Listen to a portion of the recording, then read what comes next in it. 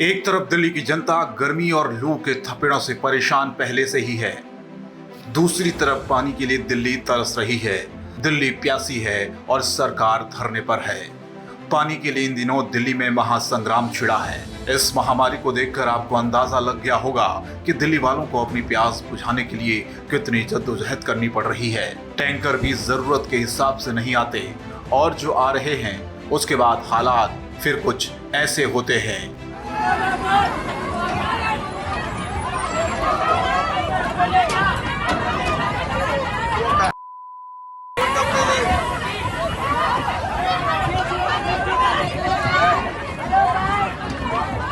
दिल्ली की जनता ने सरकार से पानी मांगा तो सरकार खुद पानी को लेकर धरने पर बैठ गई। यानी यह लड़ाई अब धरने, प्रदर्शन और अनशन पर आ चुकी है। पानी का संकट दूर करने के बजाय राजनीतिक पार्टियों के लिए यह मुद्दा अब सियासी नफा नुकसान का हो गया है। तभी तो पानी की किल्लत को लेकर दिल्ली की जल मंत्री खुद अनिश्चितकालीन अनशन पर बैठ गई हैं। लेकिन हैरानी की बात तो यह है कि आम आदमी पार्टी के ही अनशन में केजरीवाल तानाशाही के नारे लगने शुरू हो गए। ऐसा जल सत्याग्रह शायद आपने पहले कभी न देखा हो। दरअसल हुआ यूं कि जल मंत्री का सत्याग्रह तो पानी को लेकर चल रहा था, लेकिन अचानक वहां शुरू हो गया जोरदार हंगामा। वहां मौजूद लोगों ने ही केजरीवाल सरकार के अनशन की पोल खोलनी शुरू कर दी। तस्वीरें देखिए, मंच पर अतिशी के साथ आम आदमी पार्टी के नेता मौजूद थे। संजय सिंह माइक पर बीजेपी को कोस ही रहे थे कि तभी वहां मौजूद लोगों ने केजरीवाल के खिलाफ नारेबाजी शुरू कर दी। हंगामा देख आम आदमी पार्टी के नेताओं के चेहरे की रौनक मानो गायब सी हो गई हो। किसी को समझ ही नहीं आ रहा था कि करें तो क्या करें। बीजेपी को घेरने के लिए धरने पर बैठे आम आदमी पार्टी के नेता खुद कैसे घिर गए, पहले ये वीडियो देखिए, उसके बाद बताएंगे आखिर हुआ क्या था। और पूरे देश से जब तक इनका सफाया नहीं होगा, ये लोग सुधरेंगे नहीं। अभी 240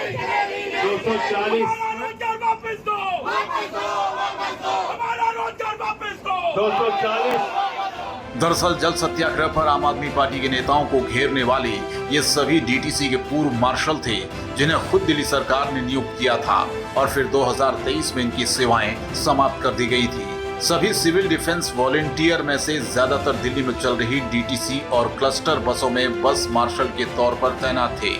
हंगामे के बाद सभी ने मांग रखी उन्हें दोबारा से बहाल किया जाए या फिर कोई दूसरा रोजगार दिया जाए। अब सवाल है पानी का, जनता की परेशानी का, कौन इसे दूर करेगा और कैसे दिल्ली की प्यास बुझेगी, क्योंकि आम आदमी पार्टी से समस्या का समाधान निकल नहीं रहा और पूरा दोष हरियाणा को दे रही है और हरियाणा सरकार पर पानी रोकने का बड़ा आरोप लगा रही है। जल मंत्री ने तो ऐलान तक कर दिया कि जब तक हरियाणा सरकार दिल्ली को पानी नहीं देती तब तक उनका ये अनशन जारी रहेगा। 28 लाख दिल्ली वाले बूंद बूंद पानी के लिए तरस रहे हैं। मैंने हर संभव रास्ता अपना के देख लिया, लेकिन जब किसी भी रास्ते से हरियाणा सरकार पानी देने को तैयार नहीं हुई तो मेरे पास अनशन पे बैठने के अलावा कोई रास्ता नहीं था। मैं इस अनशन पर तब तक बैठी रहूँगी जब तक हरियाणा सरकार दिल्ली के लोगों को पानी नहीं देती है। मैं तब तक खाना नहीं खाऊंगी जब तक दिल्ली के इन 28 लाख लोगों को पानी नहीं मिल जाता। वहीं दूसरी ओर बीजेपी आम आदमी पार्टी पर आरोप लगा रही है। बीजेपी का कहना है मामले से ध्यान भटकाने के लिए आम आदमी पार्टी राजनीतिक नौटंकी कर रही है। इसमें आमरण अनशन करने वाले गायब थे। ये केजरीवाल का एक नया मॉडल है अनशन का, जिसमें जो सत्याग्रही है वो घर भी जाएगा, सोएगा भी, खाना पीना भी करेगा और फिर मीडिया के सामने फोटो खिंचाने आके बैठ जाएगा। हम पहले दिन से कह रहे हैं कि पानी की समस्या से ध्यान भटकाना, पानी की जो चोरी, कालाबाजारी और गोरखधंधा आम आदमी पार्टी के विधायक मंत्री करते हैं, उससे ध्यान भटकाने के लिए ये पूरी राजनीतिक नौटंकी की गई है, जिसका मकसद सिर्फ सुर्खियां लेना है। जनता की समस्या से इनका कोई लेना देना है। वही बात हरियाणा सरकार की करें तो आपके दिल्ली को पानी नहीं देने के इस आरोप को वो गलत बता रही है। हरियाणा फिलहाल दिल्ली को 1050 क्यूसेक पानी की आपूर्ति कर रहा है।